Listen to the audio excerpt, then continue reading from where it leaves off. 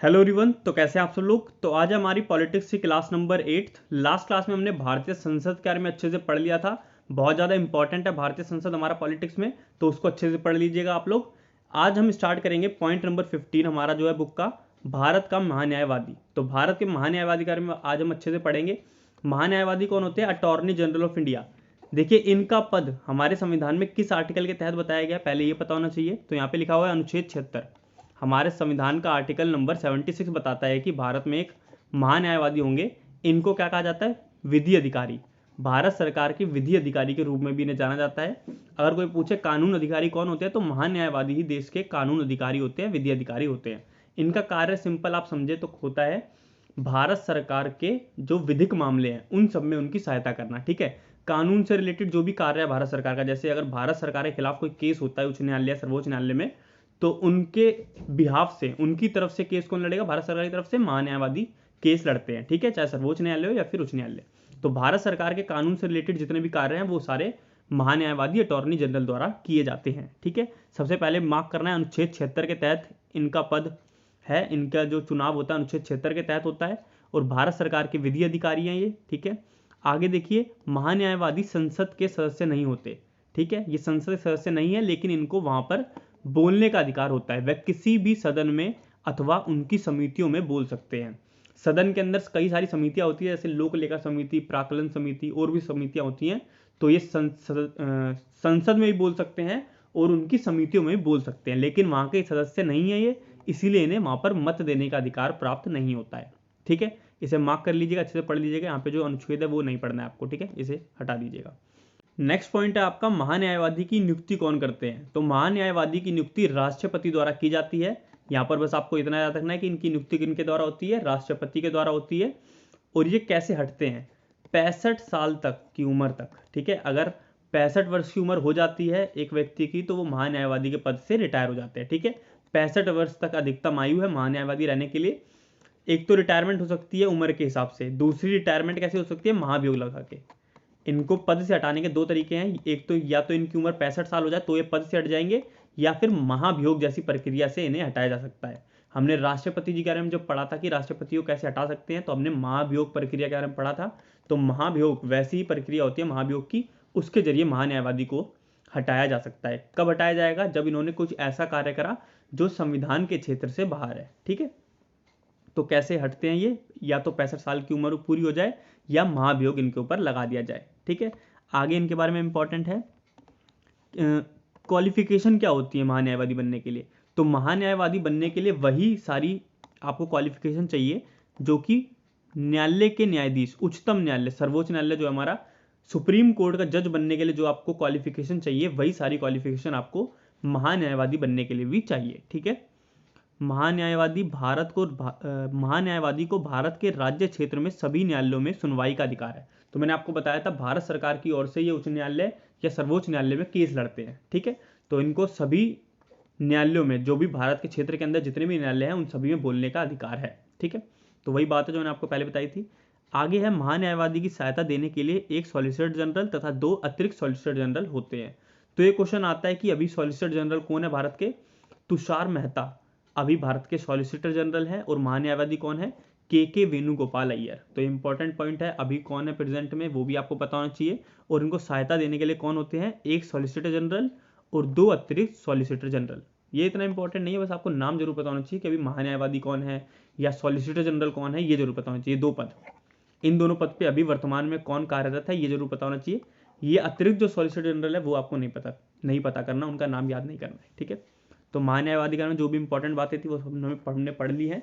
एक आप बेसिक समझते हो चले कि क्या क्या इनके लिए शर्तें होती हैं। बाकी आपको याद करने वाला जो है वो अनुच्छेद ही रटना पड़ता है, बाकी तो आप बार बार पढ़ेंगे तो आपको इजीली याद हो जाएगा। ठीक है, नेक्स्ट देखिए, बॉक्स में आपका लिखा हुआ है राज्य का महाधिवक्ता। तो जिस तरीके से पूरे भारत के लिए महान्यायवादी होते हैं, उसीलिए हर राज्य के लिए अलग महाधिवक्ता होते हैं। ठीक है, इनका कार्य सेम, जैसे भारत सरकार के लिए जो कार्य महान्यायवादी करते हैं वही कार्य राज्य के लिए महाधिवक्ता करते हैं। तो इनके बारे में आपको ज्यादा नहीं पता करना, बस क्या कार्य होता है वो आपको पता चल गया। ये भी एक कानून अधिकारी है, परंतु राज्य के लिए। ठीक है, इनका पद किस आर्टिकल के तहत है? अनुच्छेद 165 के तहत। बस इतना ही आपको पता होना चाहिए। ठीक है, तो भारत के राज्य के महाधिवक्ता का कार्य क्या है? ये कानून अधिकारी है एक तरीके से, और अनुच्छेद 165 के तहत इनका पद है। यहाँ पे लिखा भी होगा कि राज्य के महाधिवक्ता की व्यवस्था की गई है, यह राज्य के सर्वोच्च कानून अधिकारी होते हैं। ठीक है, ये महान्यायवादी भारत के सर्वोच्च कानून अधिकारी है, ये राज्य के सर्वोच्च कानून अधिकारी है। ठीक है, राज्यपाल इनकी नियुक्ति करते हैं, ये आपको पता होना चाहिए। राज्यपाल वैसे व्यक्ति को महाधिवक्ता नियुक्त करेंगे जो उच्च न्यायालय के न्यायाधीश जैसी होने की सारी शर्तें पूरी करता हो। जैसे हमने ऊपर एक पॉइंट पढ़ा था, उससे मैच करके पढ़े आप। महान्यायवादी बनने के लिए वही शर्तें पूरी होनी चाहिए जो उच्चतम न्यायालय के न्यायाधीश बनने के लिए होती हैं। तो महाधिवक्ता बनने के लिए क्वालिफिकेशन क्या है? उच्च न्यायालय के न्यायाधीश बनने के लिए जो भी आपको क्वालिफिकेशन चाहिए, वही सारी क्वालिफिकेशन आपको राज्य के महाधिवक्ता बनने के लिए भी चाहिए। ठीक है, और नेक्स्ट देखिए, यहाँ पे हमने पढ़ा था महान्यायवादी की नियुक्ति कौन करते हैं? राष्ट्रपति इनकी नियुक्ति करते हैं महान्यायवादी की। तो महाधिवक्ता की नियुक्ति कौन करेंगे? राज्यपाल। ठीक है, राज्यपाल इनकी नियुक्ति करेंगे, क्योंकि राज्यपाल का पद भी उसी तरीके से होता है जैसे भारत सरकार में राष्ट्रपति का पद होता है। भारत में जिस प्रकार राष्ट्रपति का पद है, उसी प्रकार राज्य में राज्यपाल का पद है। तो इनकी नियुक्ति कौन करेंगे? महाधिवक्ता की, राज्यपाल। ठीक है, दोनों को एक साथ मिला के पढ़ेंगे तो इजीली समझ में आ जाएगा। आगे बात करते हैं, इनको लिख लीजिएगा आप, या फिर सेकंड जो पैरा है वहां पे ये बता भी रखा होगा, वहां पे आप मार्क कर लीजिएगा इन पॉइंट्स को। नेक्स्ट आपका आता है भारत के नियंत्रक एवं महालेखा परीक्षक। ठीक है, तो देखिए नियंत्रक एवं महालेखा परीक्षक के पद के इतिहास के बारे में आप पढ़ें तो इनके पद का स्टार्ट होता है हमारा 1857 में। ये बहुत इंपॉर्टेंट है, इनके पद की स्टार्ट कब होता है, कब पहली बार भारत में नियंत्रक एवं महालेखा परीक्षक आए? तो आप बताएंगे 1857 में, जब भारत शासन अधिनियम आया था उस समय इनके पद की सृजना हुई थी, इनका पद बनाया गया था। तो 1857 में ये पद बनाया गया था।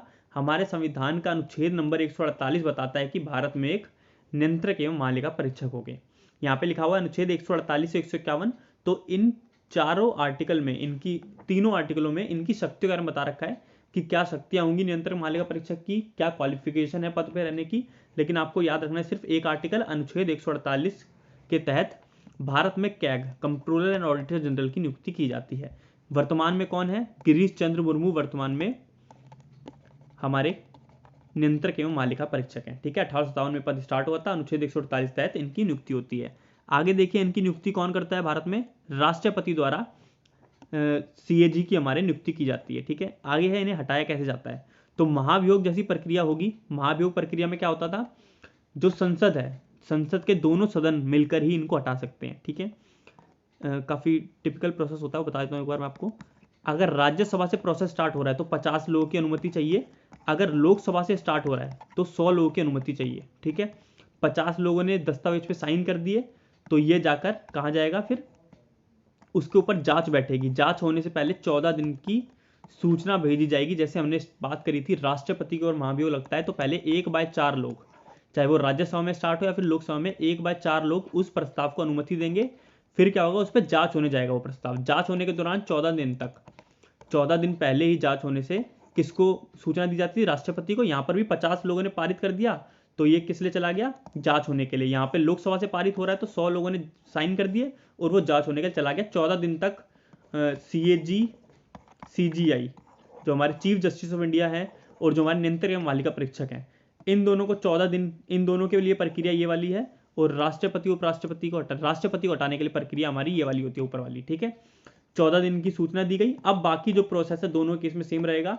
जब 14 दिन की सूचना के बाद, ठीक है, जब जो पूरा प्रोसेस होना था, जांच पड़ताल होती वो हो गई, उसके बाद क्या होगा, 2/3 बहुमत से लोकसभा में पारित होना चाहिए और 2/3 बहुमत से ही राज्यसभा में भी पारित होना चाहिए। अगर 2/3 बहुमत से दोनों जगह पास हो गया तो मतलब वो बिल पास हो गया है, मतलब जो आपकी रिपोर्ट थी, ये प्रस्ताव था, वो पास हो गया। और जिसके खिलाफ भी प्रक्रिया चल रही थी उनको अपने पद से त्याग देना पड़ेगा। ठीक है, उन्हें हटा दिया जाए उनके पद से। ठीक है, तो आप समझ होंगे कैसे महाभियोग काम करता है। राष्ट्रपति के लिए सिंपल, बस अलग क्या हुआ, 1/4 लोगों की अनुमति चाहिए होती है।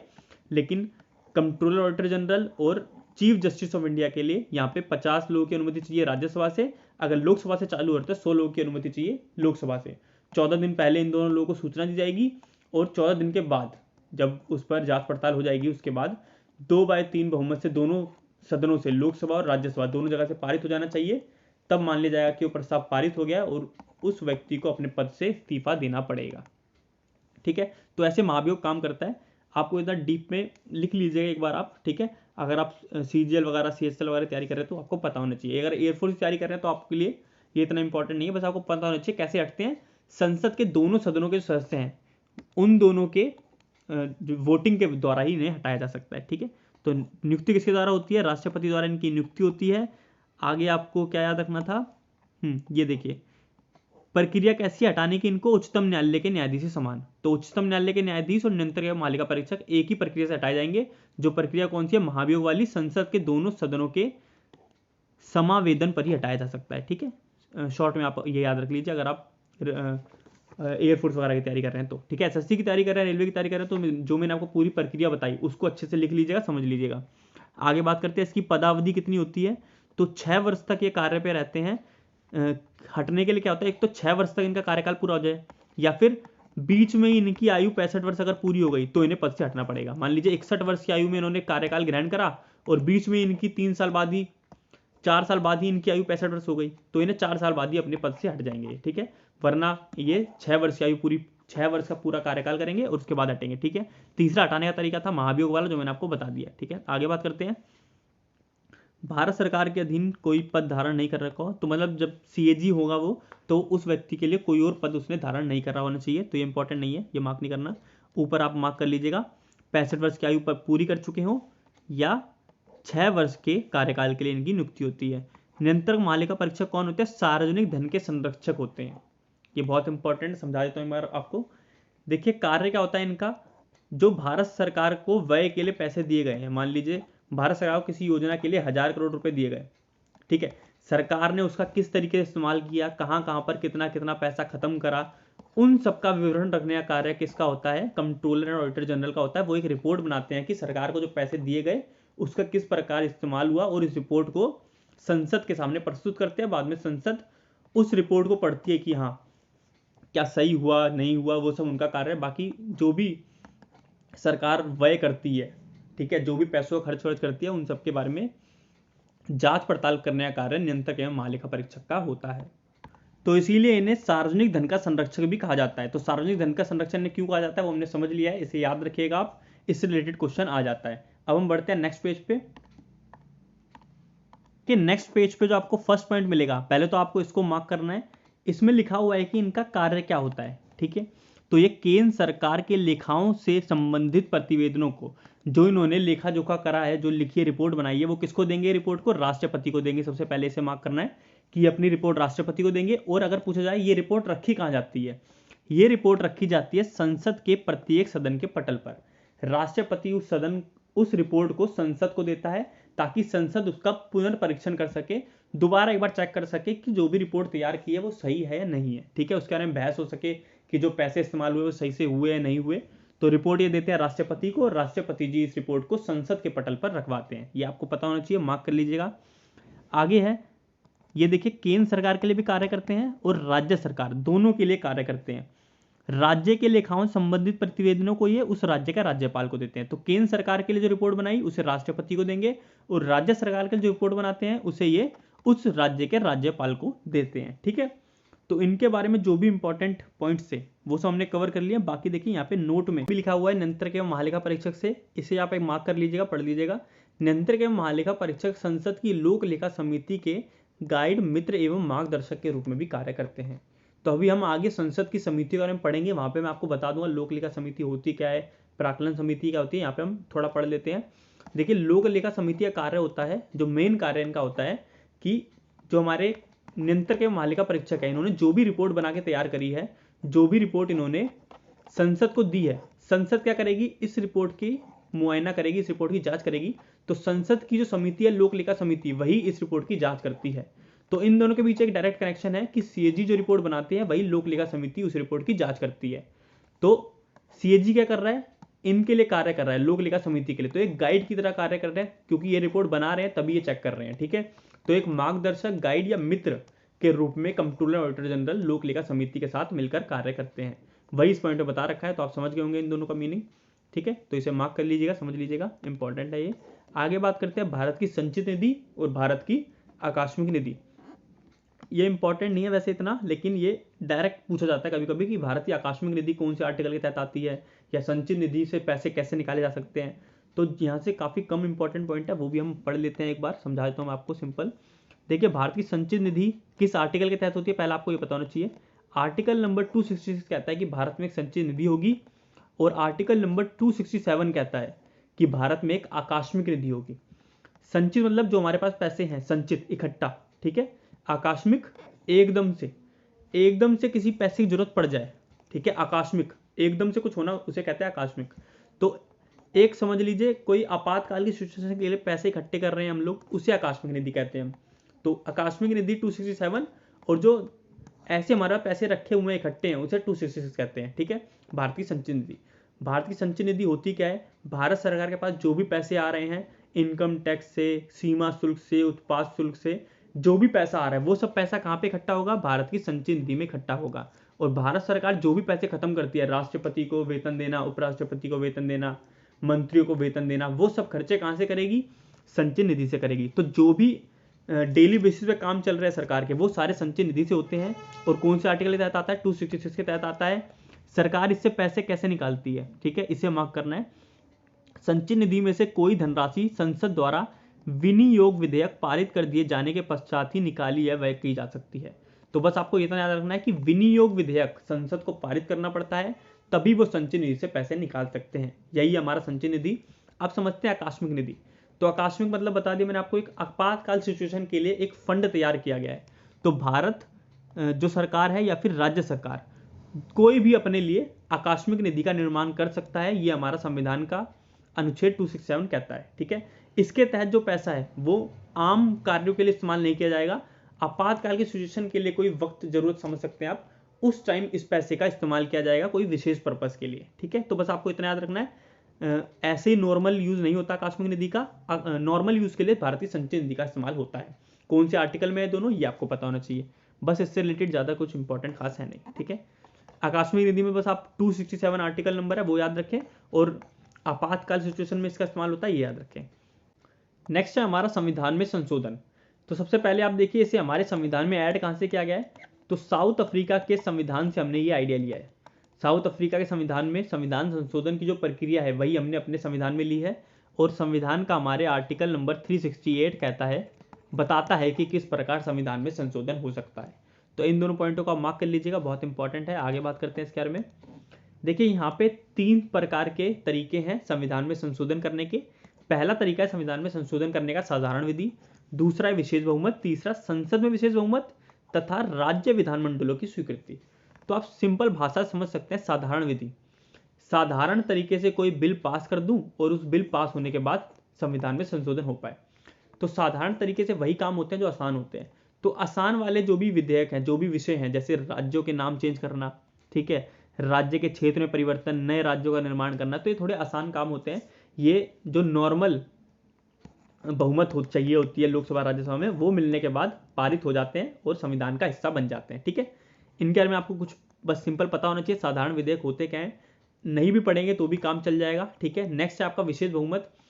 ये मैटर थोड़े चिंताजनक होते हैं। इनको पारित करने के लिए 2/3 बहुमत लोकसभा में भी चाहिए, 2/3 मत चाहिए राज्यसभा में। तो एक बहुमत जब मिलेगी, विशेष बहुमत मिलने पे और राष्ट्रपति की स्वीकृति मिलने पर ही इन विषयों पे परिवर्तन हो सकते हैं और तभी जाके संविधान संशोधन का भाग बनेंगे, ठीक है।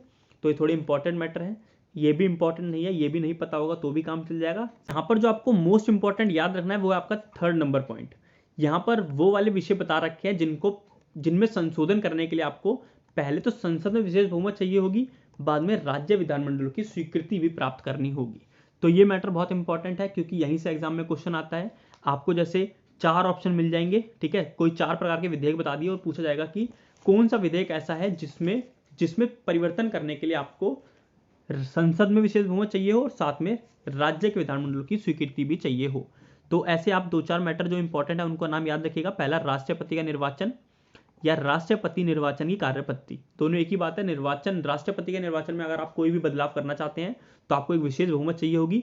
दूसरा है केंद्र शासित क्षेत्रों के लिए उच्च न्यायालय की स्थापना करनी हो, ठीक है।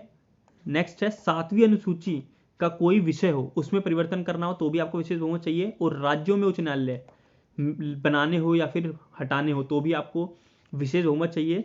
और नेक्स्ट है आपका संविधान संशोधन की प्रक्रिया में कोई बदलाव करना हो तो भी आपको विशेष बहुमत चाहिए। तो ये मैटर्स यहाँ पे क्यों आ रहे हैं, इसको भी याद करने का तरीका है वो समझ लेते हैं जरा। तो देखिए यहाँ पर वही वाले मैटर हैं जिनमें अगर कोई भी बदलाव आएगा तो संघ संघ मतलब भारत सरकार है, भारत संसद मान लीजिए, संसद को तो फर्क पड़ेगा ही, साथ में राज्य सरकार पर भी उसका प्रभाव पड़ेगा। तो वही वाले मैटर यहाँ पे आते हैं। जैसे राष्ट्रपति का निर्वाचन है, राष्ट्रपति के निर्वाचन में लोकसभा, राज्यसभा और राज्य के विधानमंडल सभी, इन सभी के जो भी निर्वाचित सदस्य हैं वो सभी भाग लेते हैं। इसीलिए देखिए राष्ट्रपति के निर्वाचन में संसद पर तो फर्क पड़ रहा है और साथ में राज्य के विधानमंडल पर भी फर्क पड़ रहा है। तो इसीलिए दोनों लोगों की बहुमत चाहिए इसमें कोई परिवर्तन करने के लिए। ठीक है, सातवीं अनुसूची समझिए। जैसे सातवीं अनुसूची में क्या आता है, संघ सूची, राज्य सूची, समवर्ती सूची। तो अगर संघ सूची की शक्तियां बढ़ा दी गई तो क्या होगा, राज्य सूची की शक्तियां कम हो जाएंगी। तो यहाँ पे दोनों पे असर पड़ रहा है सातवीं अनुसूची में परिवर्तन लाने पे। तो इसीलिए इसको भी यहाँ पे रखा गया है, दोनों की मंजूरी चाहिए तभी इसमें परिवर्तन हो सकता है। संविधान संशोधन तो इंपॉर्टेंट है बहुत ज़्यादा, इसीलिए इसको यहाँ पे रखा हुआ है। राज्य में कोई भी परिवर्तन करना है, उच्च न्यायालय बनाना है, केंद्र शासित प्रदेश में उच्च न्यायालय बनाना है, तो ये सारे मैटर्स कौन से हैं, विशेष मैटर्स हैं थोड़े। इसमें संसद की विशेष बहुमत के साथ साथ राज्य के विधानमंडल की स्वीकृति भी आपको चाहिए। ये थोड़ा इंपॉर्टेंट है, अच्छे से समझ लीजिएगा और याद कर लीजिएगा। ठीक है, यहाँ से क्वेश्चन बनता है इसलिए बहुत इंपॉर्टेंट है।